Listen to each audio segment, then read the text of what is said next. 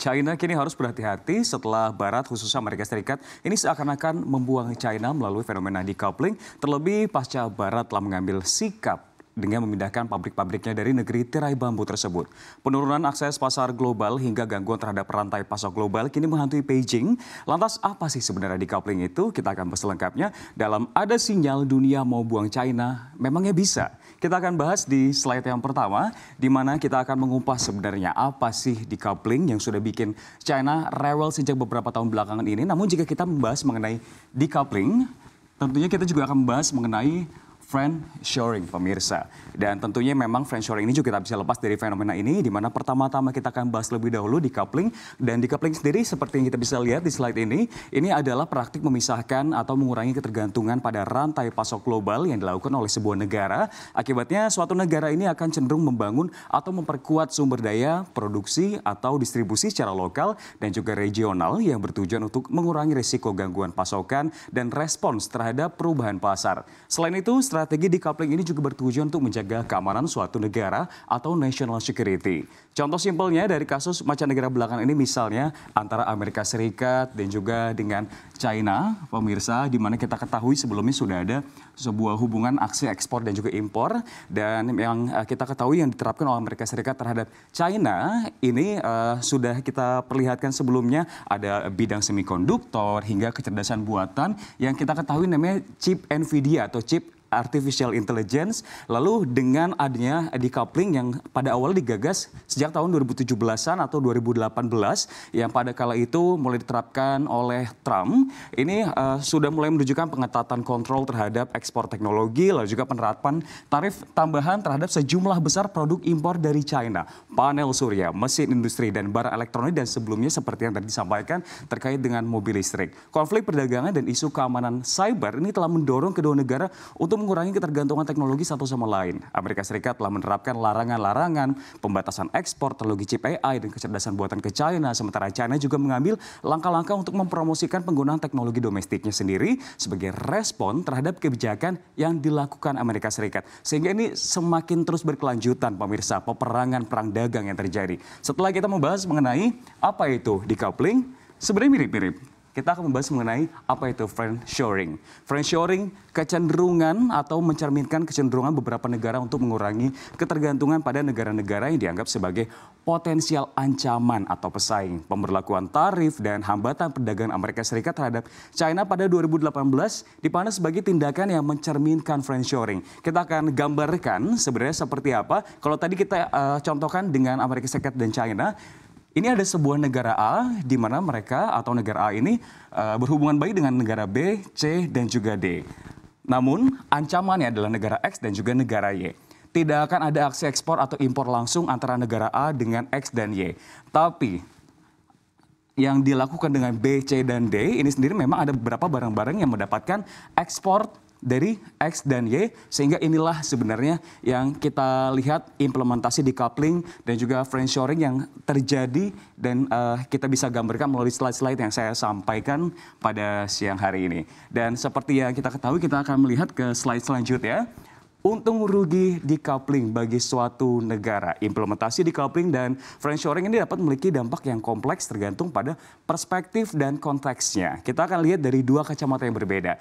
Negara yang menerapkan decoupling dan friendshoring memiliki beberapa keuntungan, pemirsa. Di antara adalah keamanan dan kemandirian ekonomi. Negara yang menerapkan decoupling ini dapat meningkatkan keamanan ekonomi dan kemandiriannya dengan mengurangi ketergantungan terhadap pasokan dan teknologi dari negara lain, terutama dalam sektor-sektor kritis seperti teknologi tinggi dan pertahanan. Lalu di poin selanjutnya adalah proteksi terhadap teknologi dan properti intelektual, karena memang melindungi teknologi, properti intelektual ini sangat dibutuhkan oleh negara, dan tentunya mengamankan dari pencurian atau transfer teknologi yang tidak sah dari negara mitra. Di poin ketiga, di sini adalah penguatan industri dalam negeri, karena dengan mengurangi persaingan dari produk impor, decoupling dapat memberikan dorongan bagi industri dalam negeri untuk tumbuh dan berkembang, menciptakan lapangan kerja lokal dan meningkatkan perekonomian domestik. Dan untuk yang di poin keempat, kontrol atas kebijakan dan regulasi, karena negara yang menerapkan decoupling memiliki kontrol yang lebih besar terhadap kebijakan perdagangan, investasi, dan regulasi domestiknya tanpa ketergantungan pada standar atau regulasi internasional yang diterapkan oleh mitra dagang. Setelah yang positif-positif, negatifnya apa? Kerugian bagi negara lain tentu saja yang pertama adalah gangguan terhadap rantai pasokan global yang mana ini memang berhubungan erat negara lain dengan ekonomi yang menerapkan decoupling dapat mengalami gangguan pada rantai pasok global dan menyebabkan peningkatan biaya dan penundaan dalam aliran barang dan bahan baku. Lalu yang kedua adalah penurunan akses pasar karena memang negara-negara yang kehilangan akses pasar atau teknologi dari ekonomi yang menerapkan decoupling dapat menghadapi penurunan ekspor dan investasi asing langsung dan juga mengurangi pertumbuhan ekonomi dan lapangan kerja. Dan yang ketiga adalah ketegangan diplomatik dan politik. Decoupling dapat meningkatkan ketegangan diplomatik antar negara-negara yang terlibat, mempersulit kerjasama internasional dalam berbagai bidang, termasuk perdagangan, keamanan, dan lingkungan. Dan yang keempat di sini adalah ketidakpastian ekonomi global, di mana tindakan decoupling dapat menciptakan hal yang paling ditakuti dan mempengaruhi juga pasar keuangan dan juga memang ada beberapa hal-hal lain, diantaranya adalah kepercayaan investor di seluruh dunia. Dan secara keseluruhan sementara ini memang decoupling dan friendshoring dapat memberikan keuntungan keamanan dan kemandirian ekonomi bagi negara yang menerapkannya. Mereka juga dapat menyebabkan gangguan ekonomi global yang memberikan ketegangan geopolitik dan luas. Kita akan bahas lagi untuk slide selanjutnya, di mana memang sebenarnya ya, apakah China tinggal diam? Tentunya tidak, karena secara tiba-tiba pada forum internasional pada 26 Mei lalu, Perdana Menteri alias pemimpin tertinggi kedua di China, Li Qiang, ini mengajak negara-negara lain melawan aksi decoupling, di mana pada Mei lalu kita lihat pernyataannya, kita harus membuka pikiran kita secara luas bekerja sama dengan erat meninggalkan formasi camp dan menentang decoupling. Ada beberapa hal di sini yang dibahas, kendaraan listrik, baterai litium, dan pemirsa bisa melihat pernyataannya. Tentu ini terkait dengan pemisahan yang sedang dilakukan Barat ke China, salah satunya dengan memindahkan pabrik-pabrik dari negara tersebut. Dan sebenarnya kekhawatiran decoupling dari China oleh negara Barat muncul setelah selama beberapa tahun terakhir kedua belah pihak berbenturan dalam sejumlah masalah, di antaranya perdagangan teknologi. Dan decoupling antara China dan Amerika Serikat sendiri memang sedang terjadi karena pangsa China dalam impor Amerika Serikat ini turut menurun sejak 2018. Kita bisa lihat bergeser di sini. Kita akan melihat dari 2018 sampai ke 2022 terjadi penurunan, di mana sebelumnya saya sampaikan ketika pertama kali digagas oleh Trump kala itu, untuk ukurannya di sini menggunakan desimal. Namun kalau dapat kami jabarkan, pangsa China dalam impor Amerika Serikat ini turun 21,6%. Dari 21,6% lalu menjadi 16,3% pada rentang 2018 hingga 2022 atau tepatnya dari tahun 2017. Dan kini kembali ke level yang ada pada tahun 2007. Kalau kita tarik garis pemirsa, ini menunjukkan penurunan dan sama serupa dengan sebelum krisis keuangan global. Untuk barang-barang strategis, penurunan ini sangat dramatis dari 36,8% pada tahun 2017 menjadi 23,1% pada 2022, dan penurunannya ini lebih dari 13 poin persentase. Dan mengutip yang telah saya sampaikan di slide sebelumnya, memang Amerika Serikat ini menaikkan tarif impor senilai 18 miliar dolar Amerika Serikat dari negara tersebut, menargetkan sektor-sektor strategis seperti kendaraan listrik, baterai, baja, dan mineral penting. Dan tak hanya Amerika Serikat, China juga menghadapi pengawasan ketat dari Uni Eropa, di mana negara tersebut bersiap mengenakan tarif hingga 38% pada kendaraan listriknya pada tanggal 4 Juli kemarin dengan alasan kekhawatiran atas persaingan tidak sehat yang disebabkan oleh besarnya subsidi negara. Kembali ke Amerika Serikat dan juga China, perang dagang Amerika Serikat Tiongkok yang berlangsung sejak 2017 juga telah mendorong terjadinya fenomena di US-China decoupling yang akan berdampak signifikan pada negara-negara yang berkembang.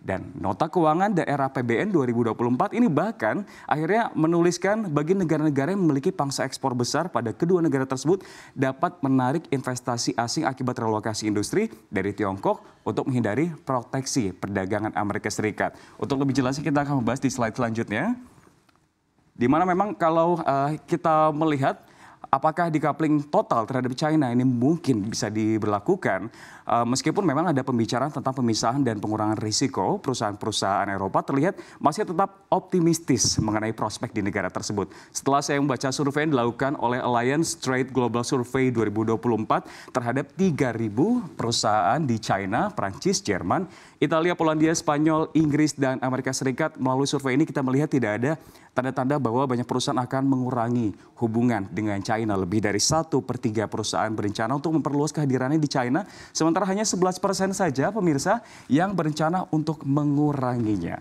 Perusahaan Eropa nampaknya lebih sedikit yang khawatir dibandingkan perusahaan Amerika Serikat, yakni 39%. Di Jerman, kita bisa lihat yang berwarna kuning ini, untuk Jerman 35% ini masih yang optimistis, berharap untuk meningkatkan investasinya di pasar lainnya. Serupa juga dengan Prancis 28%, 31%. Dan sementara itu untuk Amerika Serikat ini yang paling pesimistis, 17%. Dan kita akan melihat lagi di slide selanjutnya, di mana tentunya peluang ini juga ingin diambil oleh pemerintah Indonesia. Salah satunya dinyatakan oleh Kasan, Kepala Badan Kebijakan Perdagangan Kementerian Perdagangan, yang menyebutkan bahwa decoupling dan friendshoring muncul dengan konteks global yang perlu tantangan, namun perubahan pola perdagangan global tersebut dapat menawarkan sejumlah peluang untuk memperkuat ketahanan ekonomi nasional. Tentunya memang Indonesia ini harus mencari peluang, melihat potensi-potensi yang bisa digapai, melihat tadi ada beberapa hal yang harus diantisipasi. Negara berkembang juga akan terdampak jika adanya decoupling antara Amerika Serikat atau juga China, dua negara besar tersebut. Namun kita harus mencari peluang, pemirsa. Sehingga ini menjadi PR besar bagi pemerintah Indonesia. Apakah kita akan mencari strategi agar kita bisa mengambil peluang-peluang tersebut, atau kita menjadi negara-negara lain atau tepatnya negara berkembang yang terdampak dari fenomena decoupling dan juga fenomena friendshoring.